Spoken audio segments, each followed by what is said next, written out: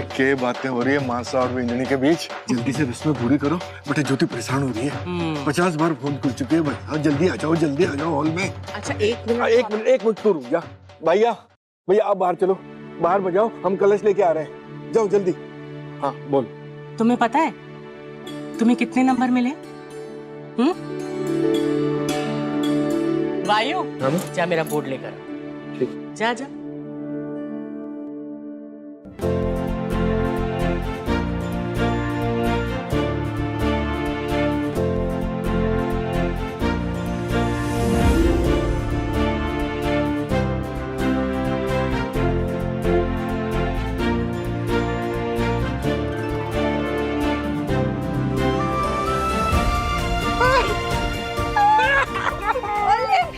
देखा कितने नंबर है?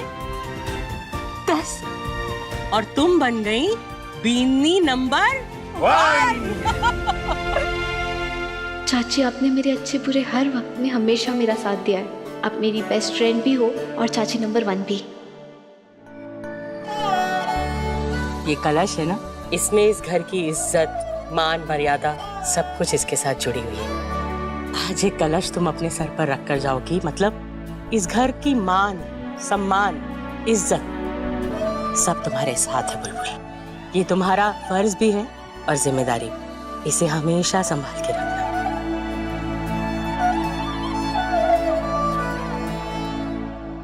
रुक जाइए।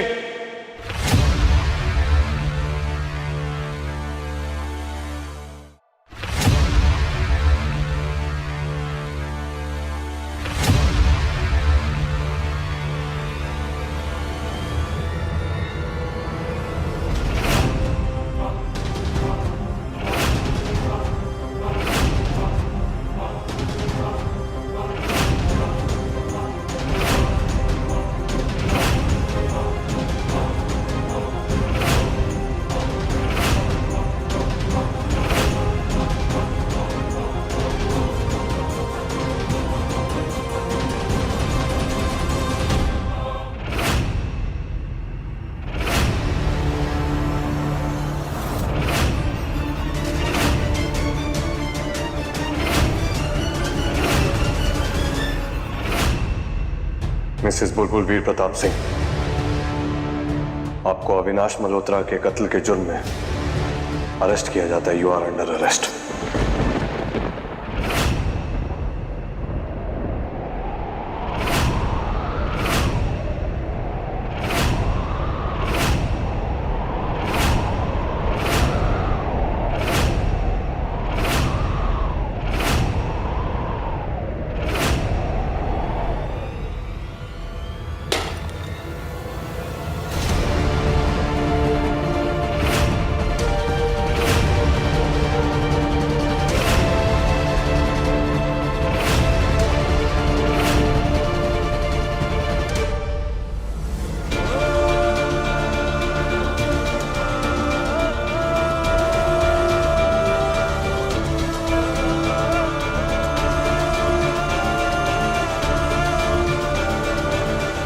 चाचू,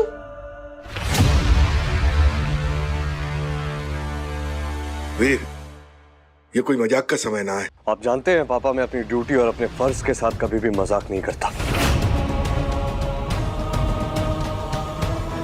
अभी मजाक नहीं, मेरी जिंदगी का सबसे कड़वा सच बनने जा रहा है।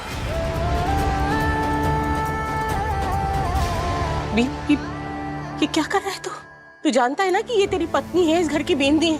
ये ऐसा कोई काम? कानूनी मामला है, बीच में मत पड़े।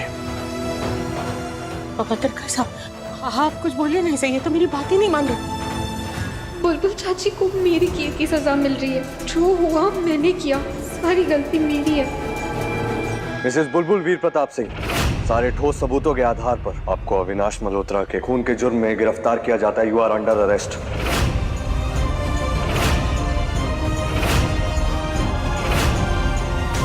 मालती जी, लेकर चलिए। एक मिनट, हमारी बींदड़ी ऐसा घिनौना काम कर ही ना सके। जरूर तने कोई बहुत बड़ी गलतफहमी हुई है। गलतफहमी नहीं हुई है पापा, गलतफहमी दूर हुई है।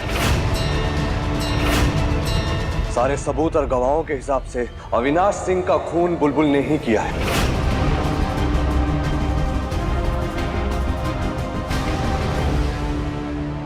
फिर चाहे अविनाश के कमरे में मिली हुई बुलबुल के पायल के घुंघरू हो, सारे चश्मदीद गवाहों की गवाही हो, या फिर खुद बुलबुल की अलमारी में उसके कपड़ों के बीच दबा अविनाश का फोन हो। क्यों बुलबुल? मैं दिन रात मेहनत करता रहा था कि अविनाश सिंह के खूनी का पता लगा सकूं, लेकिन हर वक्त मेरे आसपास घूमकर मुझे बेवकूफ बनाती रही, वीर प्रताप सिंह से झूठ बोलती रही। और मैं आप सबको भी बता देना चाहता हूं कि यहां मैं पति, बेटा या भाई की हैसियत से नहीं आया हूं, एक पुलिस वाले की हैसियत से आया हूं, और पुलिस अपना काम करके ही जाएगी।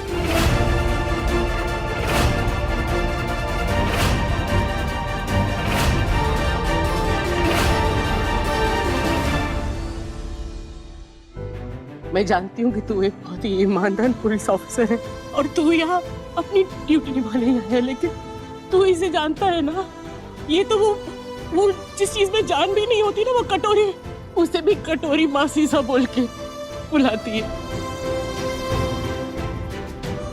इतना रिश्ता बांध देती है चीजों से, और वो चीटी को भी चाची सा बोलती है। जिसका दिल इतना कोमल हो, इतना प्यारा हो, वो किसी का खून कैसे कर सकती है? तू बता, वो किसी का खून कैसे कर सकती है? मुझे लगता है वो तू आईपीएस है ना, इसीलिए बहुत सारे दुश्मन होंगे तेरे, इसीलिए उन्होंने कुछ ऐसा किया होगा कि सारा शक जो है ना वो बुलबुल पर आ जाए। हाँ, यही हुआ होगा। तू एक बार सोच के तो देख। बुलबुल सुनो, बुलबुल तुम मेरी बात ध्यान से सुनो। हाँ, तुम बस एक बार बोल दो कि तुमने कुछ नहीं किया। ये जो कह रहा है ना, इसे गलतफहमी होगी। तुम एक बार बोल दो कि तुमसे कोई गलती नहीं हुई है, तुमसे कोई खून नहीं हुआ। देखना, माँ सा बोलती हो ना मुझे, माँ बनकर मैं तुम्हारी रक्षा करूंगी, किसी को हाथ भी नहीं लगाने दूंगी। पूरा परिवार तुम्हारे साथ खड़ा हो जाएगा, तुम्हारे पापा साथ तुम्हारे साथ खड़े हो जाएंगे, सब लोग खड़े हो जाएंगे। बस एक बार बोल दो कि वीर झूठ बोल रहा है। वीर भी तुम्हारा साथ देगा और तुम्हें कुछ नहीं होगा, तुम्हें हथकड़ी भी कोई नहीं लगाएगा। बस एक बार बोल दो, एक बार बोल दो बुलबुल, एक बार, कि तुमने कुछ गलत नहीं किया।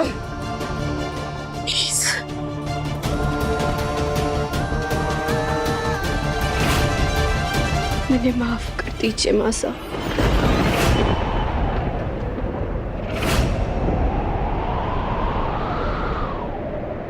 माफ कर दो। बहुत बड़ी गलती हो गई हमारे से।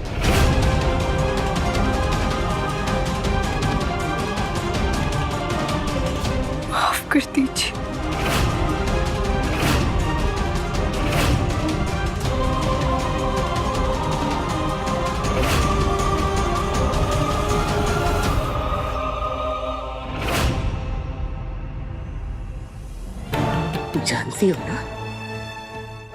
जानती हो ना इस घर से क्या रिश्ता है तुम्हारा? इस घर की बींदनी हो तुम, इस घर की मान, मर्यादा, इज्जत सब तुमसे। और आज तुमने हमारी इज्जत मिट्टी में मिला दी।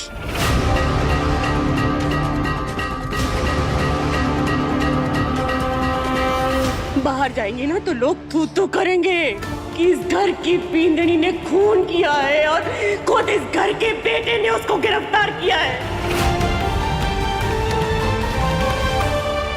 इतना सा भी नहीं सोचा तुमने? हाँ, आईपीएस वीर प्रताप सिंह, उसकी तो होगी, उसकी बेइज्जती करेंगे लोग। इतना नहीं सोचा तुमने? तो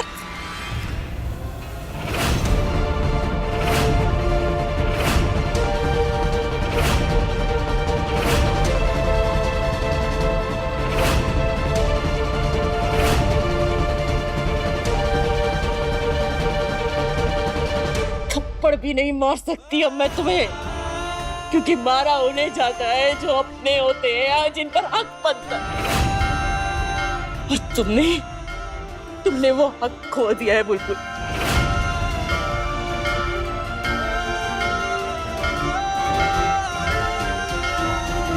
कोई रिश्ता नहीं है आज से तुम्हारा और इस परिवार का। कोई रिश्ता नहीं है मेरा और तुम्हारा आज से।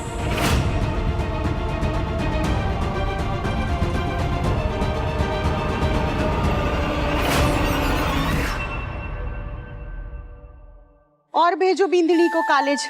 अब आप खुद ही देख लो भाभी साहब, के गुलखना इस पुष्कर की बुलबुल ने। पहले तो उस्मानी ने खानदान की नाक कटवा दी और बची कुची कसर इस बिंदनी ने पूरी कर दी।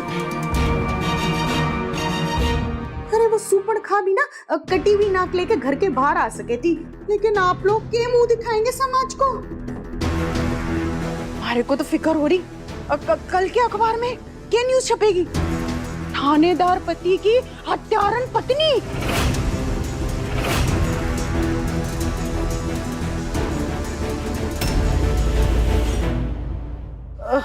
ऐसा मैं ना विशेष भाई, आपसे एक दरख्वास्त थी। इस केस के रिलेटेड कोई भी डिटेल बाहर नहीं जानी चाहिए। It's a highly confidential case. और ये मैं आपसे इसीलिए नहीं कह रहा हूं क्योंकि आईपीएस होने के नाते मेरी पत्नी का अरेस्ट हो रहा है यहाँ पर, बल्कि इसीलिए कह रहा हूँ still an ongoing case. Investigation अभी भी जारी है और रिपोर्ट्स अभी आई नहीं है। प्लीज। तो फिक्र मत कर वीर, कोई खबर नहीं आएगी। Thank you. मालती जी, हथकड़ी पहनाइए।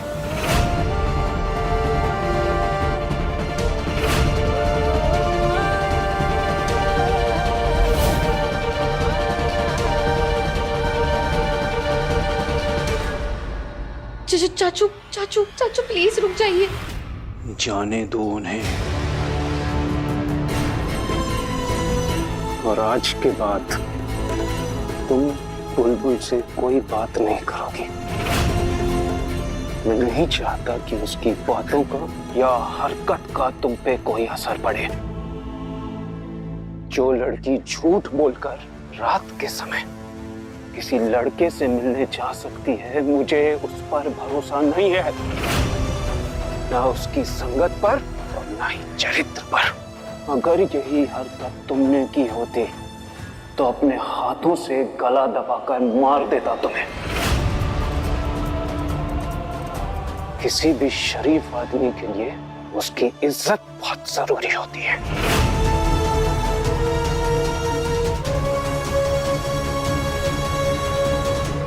चलिए।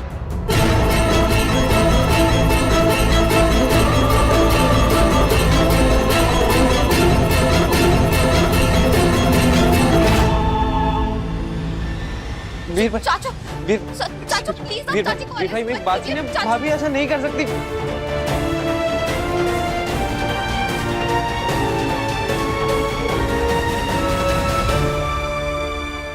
थानेदार साहब को भी लगता है कि मैंने अविनाश को मारा और मैं भी उन्हें सच नहीं बताऊंगी क्योंकि हमारे को वर्णिका को बचाना है।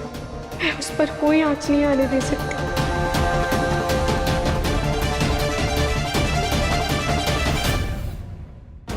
आज होगा सही मायने में इस घर की गृह लक्ष्मी का गृह प्रवेश।